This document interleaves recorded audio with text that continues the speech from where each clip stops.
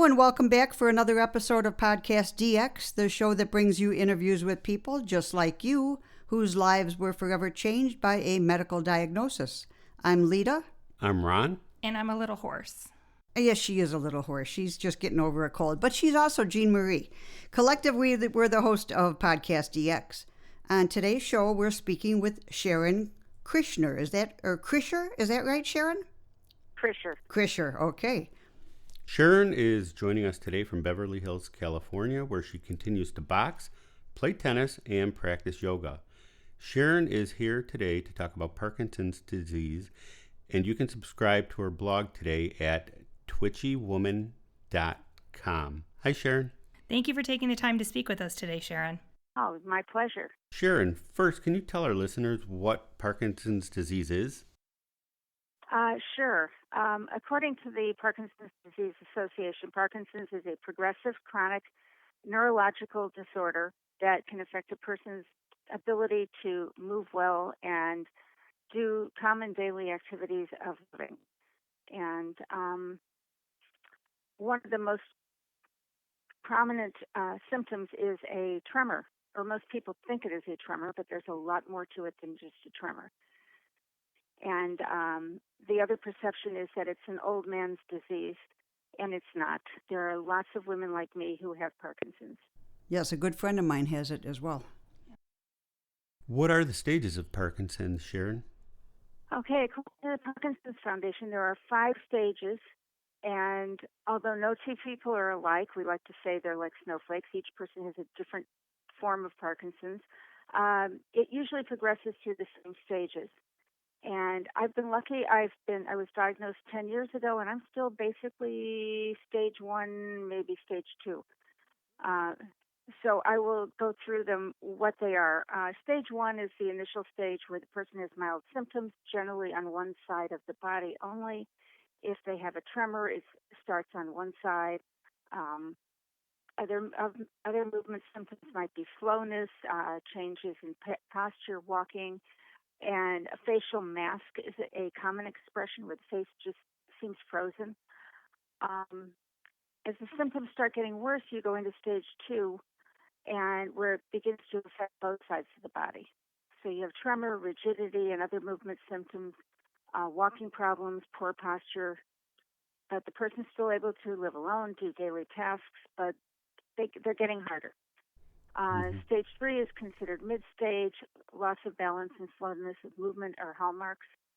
Falls are more common. In fact, falls are probably the biggest problem with Parkinson's because, as you know, especially in elderly people, fall can be fatal. Mm-hmm. But in stage 3, the person is still pretty independent, but symptoms can significantly impair activities such as dressing and eating. And then as it progresses, stage 4, it's possible to stand without assistance, but you may require a walker, and the person is unable to live alone at this point. And stage 5 is the most advanced and debilitating stage, where stiffness makes it impossible to stand or walk, and the person requires a wheelchair, and round-the-clock nursing is required for all activities. And one of the hallmarks of this stage is hallucinations and delusions. And there are many, many other important non-motor symptoms as well. Okay, besides the movement. Yeah. Okay. Sharon, could you describe what symptoms that you had that would lead you to seek out medical care? Did your friends and family notice that you had symptoms, or did you notice something?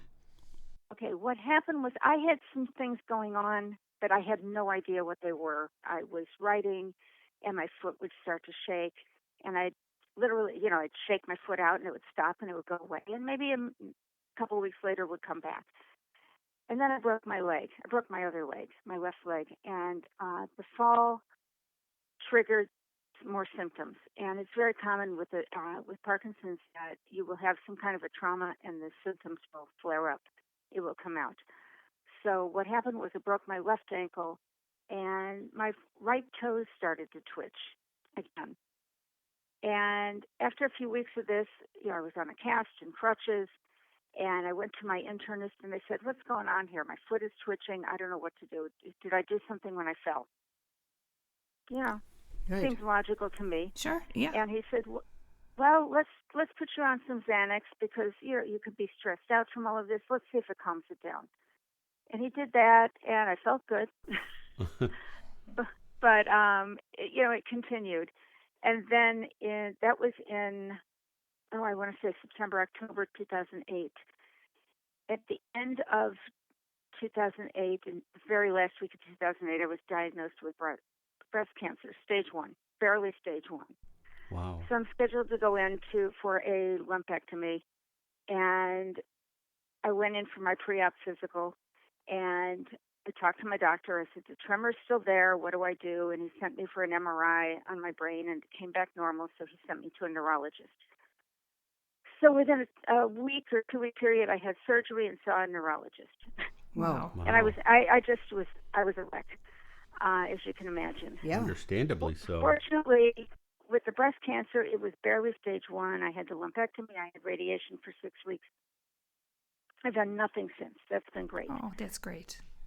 But the neurologist, and I don't know if he was trying to be nice or if he was just being a neurologist, says to me, well, you have Parkinson's-like symptoms. Let's put you on this medication and see what happens, and we'll increase it every few weeks. He was awful. Oh. He was hard to get in touch with. I would call. I would have questions. He wouldn't answer my questions. The nurse would call me back. But I was going through the other stuff, and I just kind of let that go, and I slept through pretty much 6 months. And at some point, he had put me on Requip, and it increased it so fast that I started having hallucinations at night. Oh. Wow. And we were away, and it was horrible. I had one night where I was up the whole night.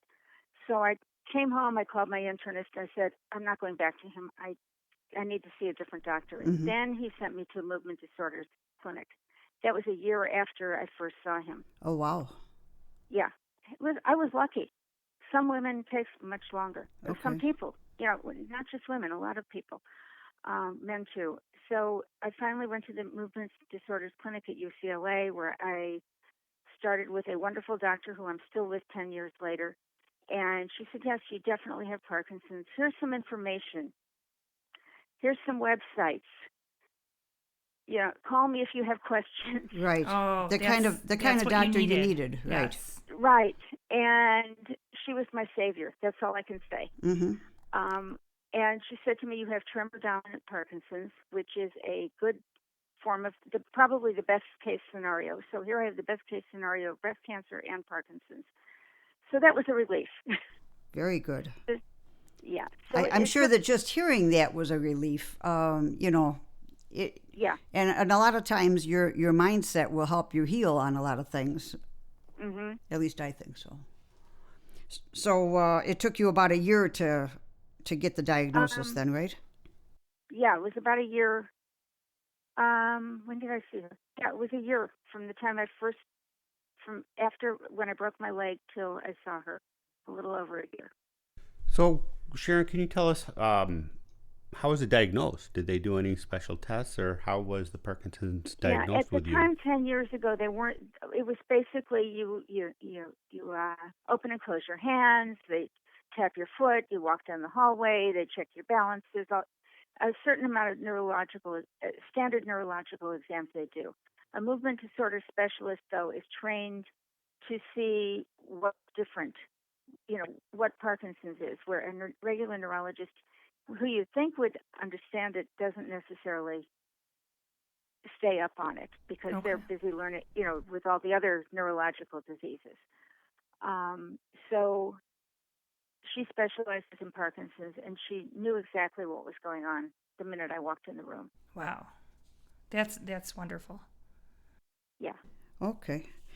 Is Parkinson's something that could be genetic? And if it is, does it run in your family? It can be genetic. My father's sister supposedly had Parkinson's and Alzheimer's at the same time. We don't know. She was young, and she passed away 20 years ago, and nobody seems to know the details. I do not have a genetic form of Parkinson's. Okay. At least I didn't when I was tested. They've come out with some other genes that they think may be related to it. But as far as I know, I don't have that. Okay. Okay. And Sharon, just looking at your website and listening to you on the podcast, it sounds like you have a wonderful sense of humor, and you've always been extremely active and an engaged person.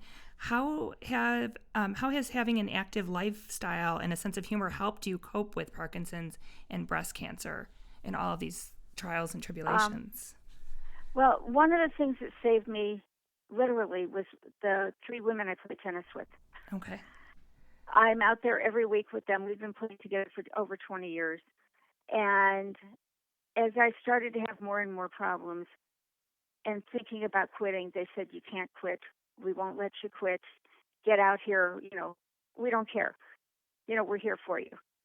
And I was telling one doctor about that, and he said, "Keep those friends." Mm-hmm. And that's probably the most important thing, is do not isolate yourself. And I'm a social person. I don't isolate myself. It's not in me. I need to be out there with people. But when I was at the World Parkinson's Congress in Kyoto last June, one of the speakers said that the number one reason for people going downhill faster is isolation. Wow. Makes sense. And so for me, being active, I've always been a gym rat. I went to yoga classes. I went to aerobic classes, step classes, you name it. I did all of those classes at the gym. And I played tennis all these years. So I was always active. Sounds like recreational therapy at work. A little bit. Oh Yeah. boy. Yeah. Well, exercise, what they've discovered, as opposed to 20, 30 years ago when you were told to go home and just rest, and you have 5 years, now they say, get out and exercise. Exercise is medicine. Mm-hmm. And if doctors could write a prescription for exercise as they would write it for medicine, a lot of people would be in better shape. That's great. Very and I true. know some health insurance companies even offer a free health club membership as part of their policy To keep people to healthy. keep people active. Yeah. Lita and Mine doesn't. I wish it did. Oh, I'm sorry. Lita and I are looking at each other because we're both rec therapists, and we really, truly understand the benefits of recreation and participation. So we are definitely on your side. Oh, yeah. Oh, sure. Well, there's been a lot of studies in the last 10 years or so. There was a study coming out of the Cleveland Clinic about bicycle riding and doing accelerated, doing high RPMs at a low resistance. Okay. But it was keeping your heart rate up, Sure. for a certain amount of time. Boxing in Parkinson's has become very popular. Dancing for Parkinson's. There's all kinds of classes for people with Parkinson's. The only one that I take is boxing for Parkinson's. I go to regular yoga classes. And I look around the room, and if I'm having balance problems, there's other people who can't balance too. It's not just me. Gotcha. Sure. So as long as I can stay in those classes, I'm going to. And I tell people that all the time. I said, if you are in a regular exercise class, keep going. Because if you're used to that intensity of exercise, why dial it down, Mm-hmm. because you think now that you've been diagnosed, you can't do it. That's great advice. And that's amazing. Sharon, could you tell us what actually causes Parkinson's? Is there a known cause for Parkinson's disease? No, there's a lot of theories out there, one of which is pesticides. And as we have more pesticides in our environment, more people are going to be diagnosed. I think a lot of people have not been correctly diagnosed in the past, but the rate, it's a very low incidence of Parkinson's disease in the general population. I think there's only a million or so in the United States, but they expect those numbers to increase dramatically, partly because of pesticide use. There's a genetic factor for some people. Other people, they call it idiopathic Parkinson's. They don't know what caused it, and that was my case. Although I remember as a kid growing up in the Midwest chasing the extermination trucks as they sprayed for mosquitoes. Oh. So it could, and I've talked to other people who had the same experience. So we think that whatever was in that may have affected us many years later. So I don't know for sure. Okay. Well, you do have a pretty active lifestyle with all the things you do, but after diagnosis, were there any lifestyle changes that you made, or you just kind of kept doing what you've been doing? I kept doing, well, once I came out of my radiation fog, which was, that was a good 6 months, even though it was only 6 weeks of radiation until you get your energy back. I went back to exercising regularly, especially when I went to the movement disorder specialist. She told me to get out and exercise. And I had already started to practicing yoga at that point. And she's a big believer in yoga. So we bonded on that issue. And every time I go in, she makes sure I was doing my yoga. And it does help a lot with the flexibility and stiffness. And I can't recommend it highly enough because you have to, even if you can't do everything, just get out there and do something. You can do chair yoga. You can do it on the mat. But it helps you move. And so for me, it was just a matter of if I was exercising 3 days a week, maybe I should exercise 5 days a week or 6 days a week. And I found that was more important to me than a lot of other activities I had been doing because it helped me feel better. Sure. Are there actually like yoga for Parkinson's classes? Yeah, there are, but I don't go to them. Okay, you just do the regular, Right. You don't restrict yourself. I went to a yoga therapist who specializes in Parkinson's, and I did several sessions with her, private. And she said to me, as long as you can do regular classes, don't go to. Don't downgrade classes. yourself, huh? Yeah. Okay. She said as long as you can keep up, keep doing it, and you feel better about yourself when you do that. My tennis game, on the other hand, isn't so good, but that's other issues. That's okay. I mean, but I'm still there. Yeah, and it sounds like that friendship that you have there is reason enough to go. Sharon, you had said that one of the major safety concerns with Parkinson's disease is balance. Have you made any accommodations to your home or lifestyle to take that into account? No. However, I didn't go on Cinemet, which is carbidopa-levodopa, for 5 years. My doctor was she doesn't like to chase a tremor, she says. She says, live with it until you can't. And, of course, it was on my right side, and I'm right-handed. So eating became very difficult. I could not, and I love to cook, and my husband would see me with a knife, and he'd grab the knife out of my hand and start chopping because he wouldn't let me chop. Once I went on the Cinemet, it was like the tremor went away, and my life went back to normal. One of the few things that I do have problems with is I don't pick up my right foot enough. So I had been noticing this even before I was diagnosed. My right toe, the right shoe, always wore out faster on the toe. Okay. Well, I was dragging my foot, which I didn't realize, and side curbs. I'd be walking and go to a curb. A curb suddenly became a black diamond ski run for me, and I tripped a number of times before I figured out what was going on. I'd go flying and pick myself up and just keep going. And I learned you have to watch where you're going when you walk. So I do. If I'm going up and down stairs, I hold on to railings. If we are traveling, I bring walking poles with me because when you're out, especially in ancient ruins or whatever, and it's uneven, you need something to hold on to. Mm-hmm. And there isn't always a rail. So I take walking poles, and it helps a lot. And walking poles are not canes. Right. Yeah, Jean's a big proponent. She has a set. I love my set. Yes. Yeah. So, walking sticks are great. And they don't make you look like you have anything wrong with you. Exactly. It looks like you were hiking. Yep. Yep. So those are the kinds of things that I have done. But otherwise, I just live my life hoping that, each day is okay. Each day is different, but depends. One of the big issues I have is insomnia, which is a problem for most of us with Parkinson's. That was another symptom that I had prior to my diagnosis. And, if you don't sleep, you don't feel well. Right. And you don't move well. Do you take anything for the insomnia? Oh, I've tried all kinds of things.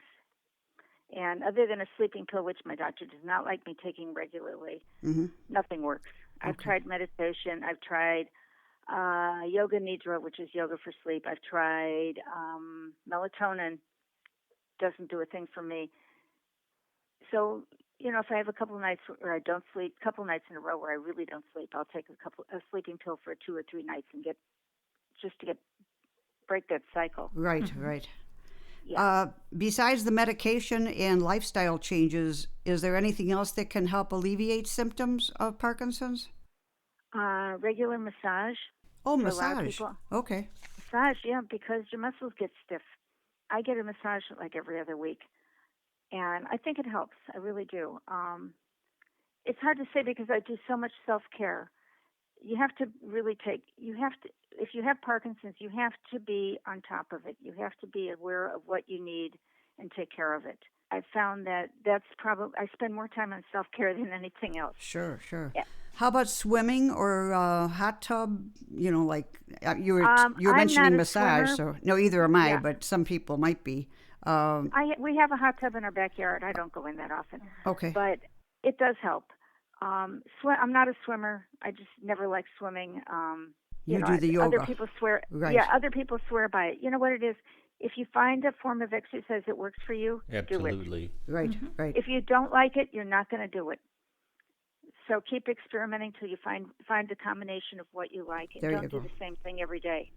Mm-hmm. Sounds good. So I go to these boxing and Parkinson's classes, and they're a blast. And we all have a great time together. There's very few women in my class. A lot of times I'm the only woman, but I don't care. Right. And in the boxing for Parkinson's class, do they have you call out or yell and practice that? Because Yes, yeah. Soft voice is a problem, and we have an issue here because my husband's hearing is a problem, and my voice is getting softer. So even with his hearing aids, he doesn't always hear me because my voice. I think I'm speaking louder than I am. mm-hmm. But yeah, so they have us. She'll say, call out a number, and you have to punch, 6 times or 8 times on the bag, and you have to count out loud, scream it out loud. So we do things like that. Right, right. Why is that? I'm a little lost. I'm not quite sure why the voice gets softer. I think it's part of it is feedback. You don't hear your voice getting softer. It sounds loud enough to you, but it isn't for people on the outside, people listening to you. I don't know why. I'm assuming that the vocal cords also get affected by Sure. the Parkinson's. Well, that makes Sure. sense then. Nerve, Yeah, I right. know. Okay, I get it now. Okay. And then practicing yelling can be So helpful. a speech therapist can be a very important part of therapy because not just the fact that your speech gets altered and it won't be as loud, but swallowing becomes a problem. And in fact, swallowing is one of the big issues because if you aspirate, you can get pneumonia, and that that's even worse. So speech therapists will help with your voice and with swallowing issues. It's very important. And have you changed even the way that you eat to make it easier with the swallowing issues? Like, do they have you drink warm I've tea? been bad. I've been really bad about that. I don't eat meat anyway. I haven't eaten meat in years. Red meat anyway. I'll eat chicken and turkey, and but other than that, I really haven't changed my diet. Some people say don't eat any dairy. Well, if you're not eating red meat, you have to have something instead. So I like I like milk and cheese, but I haven't changed my diet drastically. That may be the next step is trying to go vegan and see what happens. Okay. Okay. Have your family and friends helped you on this journey? Yeah, you were saying that your tennis buddies are a big part of your life. Yes, my husband is. My husband keeps telling me I'm not so bad. He keeps telling me, look, you've had this for 10 years. You're doing great. And he goes with me maybe once a year to my doctor. And he's very funny because she'll be asking me about this symptom or that symptom, and he goes, "Well, I have that too. Isn't it just old age?" Oh. Which yes and no. Some, there are some differences. But I'll take him to things. We went to the Parkinson's walk in LA a couple weeks ago, and he was a big part of that. And we will be out with friends, and he will see that I am just falling apart. He'll see that I'm tired before I do. Mm-hmm. And he'll say, it's time to go. She's falling apart. She's melting. It's time to go home. Right. And so he's been great. One of the problems, and it's my problem, not their problem, is I don't ask for help from my children. And my oldest daughter lives in Chicago, where you are. And one day she said to me, do my other sisters ever go with me to my appointments? And I said, no, I never thought to ask them. And as a woman with Parkinson's, and having been involved in the study Women and PD Talk that the Parkinson's Foundation went on, which was we were studying women's issues, disparities in treatment and outcome for women with Parkinson's. And one of the issues was that it was hard to go from being the nurturer, from being the nurturing person, the caregiver, to becoming the care receiver. Mm-hmm. Sure. And women, because we are many of us are mothers, tend to be the nurturers in the families. And then we hear from the men that their role has changed because they're not used to having to take care of someone. Oh, okay. So they're not used to, so right, the husbands of these women. So these are all things that came out in our study with the Parkinson's Foundation, and you can go to their website and look it up. It's Women in PD Talk, and you can find all the information. There's like a 70-page report that we did. But that was one of the interesting things that came out of it, was that women do not get the care that they need because one reason is that they don't know how to become the care receiver, and often they don't have anybody to take care of them. Okay. And another thing is many of the women we spoke to were taking care of their husbands who were sicker than they were. Oh. Right. Yeah. That's the added stress there. Sure. Yeah, so they didn't have any time to take care of themselves. Right. That'll definitely slow down your healing. Yeah. Yeah. Well, so. Sharon, I absolutely adore your website, and could you tell us more about what influenced you to create Witchy Woman? Witchy Woman's Adventures with Parkinson. Yeah, Witchy Woman. My husband says he gave me the name. He's great at giving names. I said no, this one was mine, all mine. Remember the song Witchy Woman? Yes. And yes. Witchy Woman just fit. And I said no, this one was mine, and I'm sticking to that one. It just hit me one day. What happened was probably 3 or 4 years into this journey, as we call it, a journey with Parkinson's. I realized people were coming to me for advice. Out of the blue, they were calling me. I was getting phone calls. Can you talk to my cousin, my husband, my coworker, my friend who was newly diagnosed? And when I was diagnosed, there was nobody to reach out to. There was when my doctor told me to go online, there was one blog that I could find. That was it. And there were a couple of Parkinson's organizations, the Fox Foundation, the Parkinson's American Parkinson's Disease Association, Parkinson's Foundation. That was it. Now there's a whole lot of them, and there must be over 150 bloggers. Somebody That's actually fantastic. found a whole bunch of them and made a list of them. It was amazing. That's good. But so 5 years, I started my blog about almost 4 years ago, I guess, 4.5 years ago. And because people were reaching out to me and asking me questions, and I thought, well, if they have questions, there's got to be other people out there. So I started collecting names of people with Parkinson's, and, I sent it. I wrote my first one talking about my journey. I have to back up, though, first, because I go to a therapist at UCLA. There's a therapist at the Movement Disorders Clinic who is wonderful, a psychologist. And at one point he said to me, write your story. And I said, write my story? I don't write. I hated writing. I grew up in in college where we had typewriters. Remember, you wrote everything longhand and then you retyped it. And it was such a horrible process. So I started writing on the computer and I couldn't stop. And all of a sudden I've got 20 pages, of my story. And he's the only person who's ever read it. Oh. I've never let anybody else read that. But that prompted me, along with the phone call, all these calls that I was getting, and here I was starting to meet with people one-on-one.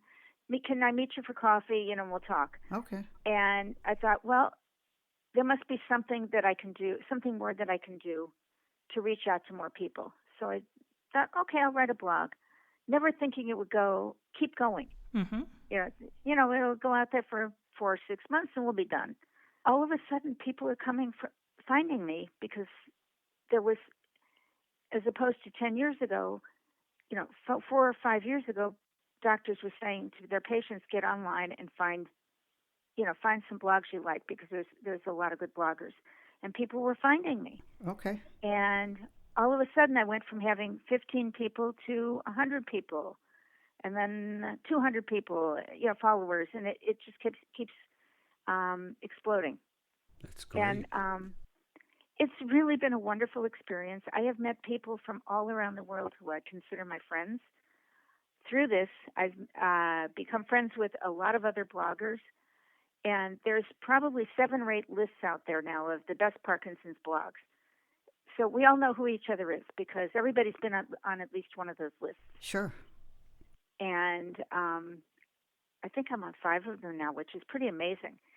The funniest was, though, I think it was Stanford put out a list, but they didn't bother to tell anybody that they had done this.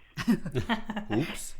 And all of a sudden, and when you're looking at your statistics on the blogs, it tells you who referred you, who the referrers were if they're an outside visitor. Mm-hmm. And all of a sudden, Stanford came on my referral list, and I'm like, huh? Where did this come from? Oh. Well, they put out, I guess Stanford Medical School or Medical Center put out a list of their top blogs, and mine was on there. And I'm like, whoa. And I see 2 or 3 other people I know, and I emailed them. I said, did you know you're on this list? And they're, no. Well, that's a well-deserved honor. That's a good list to be on. Yes. Yeah, it is. In fact, my husband's so proud of it. He tells everybody, the first thing he says is, she's on Stanford's list.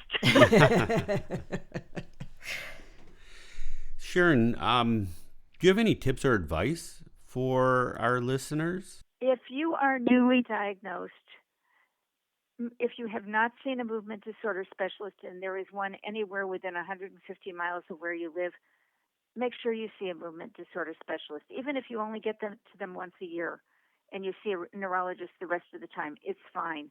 But they know what your needs are more than anybody else.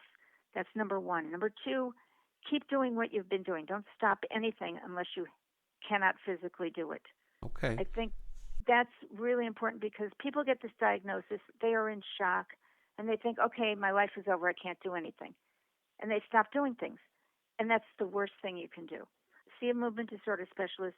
Keep doing what you've been doing. Exercise, think of it as your medicine. It's required, daily exercise. If you walk around the block twice. Increase gradually. Jimmy Choi, who has been on American Ninja Warrior, and many Parkinson's people know him. I saw that. This was a man who, for the first 5 years, did nothing. He sat on the couch. He gained 50 pounds. He couldn't walk without a cane. Fell down the stairs carrying his infant son or daughter, and realized that he had to do something about his life. He is now an amazing athlete in spite of his Parkinson's, or because of his Parkinson's. He started by walking down to the corner. The next week he walked around the corner and then started running, doing 5K walks and then 5K runs and half marathons. And he's shown that, yes, we can do a lot more than we think we can. So get out there, try something new, exercise, do something creative. Creativity seems to increase. Probably they don't know why. People who have never painted before are suddenly painting with Parkinson's. People are singing. They're doing all kinds of things. Find something you like to do, and find a Parkinson's buddy, somebody who can go through this journey with you, who understands how you feel. And I'm not a big support group person. Some people are, which I think is great. I find my support groups are my boxing group for Parkinson's because we're all there together. And, we bonded and we have a common goal. But finding somebody with Parkinson's who understands you, and you can say to them, oh, I'm having internal tremors today. They know what you're talking about. Nobody else does. And make sure you have the support of your family and friends, and don't hesitate to ask for help when you need it. I think the biggest problem for most people is they forget how to say, I need help. Mm-hmm. Yeah. Yeah, that's we're adults. We can take care of ourselves, right? Yeah, I think we could all use a little we're help. all looking at each other like, yeah, uh-huh. Uh-huh. But there's definitely some great advice. Yeah. Sharon, thank you so much for joining us today. How can our listeners learn more about you and your website? Okay, more about me. I grew up in St. Louis. I went to University of Illinois, where I met my husband, who is from Chicago, where you are. And then he went to Michigan Law School, so I followed him there. And then we came to Los Angeles. We've been here since 1975. We have 3 daughters and 4 wonderful grandchildren. And my husband's a retired attorney, and I'm a not retired. I'm doing more now than when I was working. I've been a basic professional volunteer for the last 20 years. I've been on the board of various organizations, including some national boards, but I'm concentrating on Parkinson's stuff now. And one of the joys is that, excuse me, because of my blog, I found out that the Parkinson's Disease Foundation, which is now part of the Parkinson's Foundation, was having a 2-day seminar for women with Parkinson's, and yet it was an application process, and they were only taking 25 women. Wow. So I applied, and then I thought, I'm not going to let this go. This is an opportunity, right? So, being the way I am, I started emailing the person in charge and said, can you let me know when it's going to be? Because Sure. I have to make other plans for that week. And so I got in, and I get in, and there's all these people who know a whole lot more than they're much more knowledgeable than I am, and they're out in the community and they're doing this thing and that thing, and I'm like, why am I here? How did I get in? But I had been writing the blog for about 6 months, and so I had something to show for what I did, and it was wonderful. I met 24 other women from around the country, and still in touch with a lot of them. And one of the things we were asked to do was to do something in our community when we got back, to give back to the community. And there's a woman named Jen Parkinson. Yes, her name is Parkinson. Wow. Who lives in the LA area, but she's about a 5-minute drive from my house. So we thought, well, let's try and we want to do a weekend seminar, kind of like what we had gone to for the women in Los Angeles. But we could not get it together. She was young onset. She's probably 2 years older than my oldest daughter. I live in the city. She lives in the valley. And if you don't know the location, the geography, it's like going to another state. So we just couldn't get it together between her schedule and mine. And she actually teaches boxing for Parkinson's. The boxing is what got her out of bed as a young mother with two young children, and she couldn't move. And now she's teaching, and she's developed a whole program she calls neuroboxing. So we talked. She was doing her thing, so I thought, okay, I have these women on my website, on my list, who live in LA. I'll email all of them and see if they want to get together. So the first meeting was supposed to be 3 people plus me who had responded, and one woman called me the night before, said, I'm not coming. I said, why not? She says, I've never met another person with Parkinson's. I'm afraid, which is not uncommon. Mm-hmm. So I said, okay, why don't you and I meet for coffee? Because I'd already been doing this, coffee thing for quite a while with other people. So I met with the 2 women the next day, and then I met with her later in the week, and we decided we're going to do something else. So we had one more meeting, and I thought, okay, this will be the last one. We invited somebody in, a woman with Parkinson's, to speak, and we had 15 people at that meeting at a restaurant. And I said, okay, thank you very much. They said, we want to do this again. So I had already started boxing classes, and I think a year before. And I think our next meeting was at the boxing gym. I can't remember if there was anything before.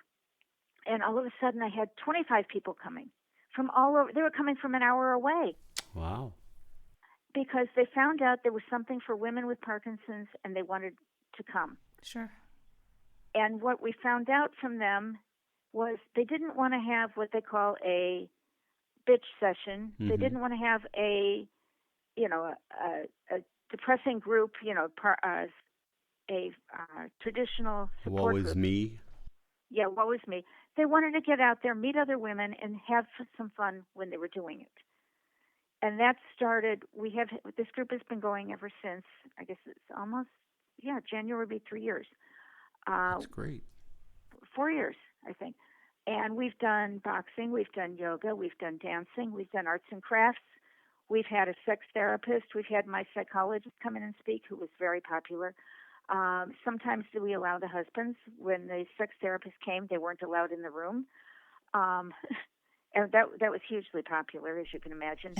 People came to that we've never seen before, of course, but they came to that one. So it just shows that if you have the right programming for women, that's what they are seeking. They're seeking camaraderie. Mm-hmm. They're seeking a community. I can't speak for the men, but I know that the guys in my boxing class, they're all there supporting each other. In fact, I had a team for the Parkinson's walk. One of the other people had a team for the Parkinson's walk. So we were, it was a lot of trash talk and trying to get everybody to support us. So he came out ahead, but, what can I say?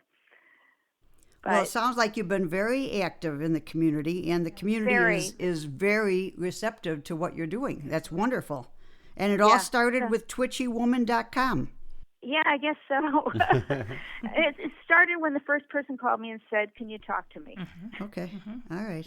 It really did, because at some point you realize that you need to hear, especially when you're newly diagnosed. And this is one of the big things that a lot of the bloggers were talking about, or the people with Parkinson's who are at the World Parkinson's World Parkinson's. Anyway, we were talking about having peer mentors. Mm-hmm. So if you're newly diagnosed, when you go into that doctor and they say the words, "You have Parkinson's," you shut down. Mm-hmm. It's not a good thing to hear. And you walk out and you're in a daze. If you're lucky, you brought your husband or a child or somebody with you to hear that with you. I didn't, to either of the doctors. Most people don't have anybody with them. They walk out. They don't know what to do. They don't remember anything. And so we recommend that you try and get back into the doctor as soon as possible, not wait 3 or 4 or 5 months, which is what a lot of them say. Try and get in, within a few weeks, and bring somebody with you so that you can ask all the questions you have and write everything down. But we're also looking at peer mentoring for these people. So giving them the name of someone like me, who can talk to them and answer their questions and be there for them and say, there is life after diagnosis. And that will help. That will go a long way in helping someone accept the diagnosis. We go through, the stages of grief, not necessarily in order, and sometimes 2 or 3 stages at the same time, because there's denial and there's making a deal. There's you go through all these things. And it's very, very hard to get through this first few months without somebody to help you. For me, I got through those first few months because I was sleeping off radiation. Okay. Well, I guess that gave you time to process it, for sure. Yeah. Well, so Sharon, when I came out of my fog, I moved on. I really appreciate you taking the time and joining us today. And I'm sure that it was my pleasure. I'm sure our listeners really learned a lot. And then they can also, subscribe to your podcast subscribe to your web blog. Right. And, once I have brain fog as well, because it's an amazing resource. Oh, thank you. Yeah, we'll make sure that we're going to make sure that we post your website and blog on the pages dedicated to this process. Mm-hmm. Yes. Okay. I'm also on Facebook and I'm on Twitter. Okay. I'm not real good at the other social media because I just don't get it. I'm too old. So I hear you. I've got 2 of my daughters work in computer stuff. One of them does a lot of marketing, and I keep saying to her, "You've got to help me redo my website. Give me some time." Mm-hmm. They don't have the time for me, and I don't want to hire somebody, but I need them to help me understand what it is that I'm trying, how to get out there. Right. More. Right. Sure. Right. Well, if your girls or if your children are listening to this, Go help your mom. Get her back on the map. Thank you. Yes. Well, I would say that's the extend only her time I've reach. asked for help. Yes. All right. Okay. All right. Well, Sharon, thank you again for joining us. If our Thank you. If our listeners have any questions or comments related to today's show, they can contact us at podcastdx@yahoo.com, through our website, podcastdx.com, on Facebook, Twitter, Pinterest, or Instagram. And if you have a moment to spare, please leave us a review wherever you get your podcast. As always, please keep in mind that this podcast is not intended to be a substitute for professional medical advice, diagnosis, or treatment. Always seek the advice of your physician or other qualified healthcare provider with any questions you may have regarding a medical condition or treatment and before undertaking a new healthcare regime. And never disregard professional medical advice or delay in seeking it because of something you've heard in this podcast. Till next week.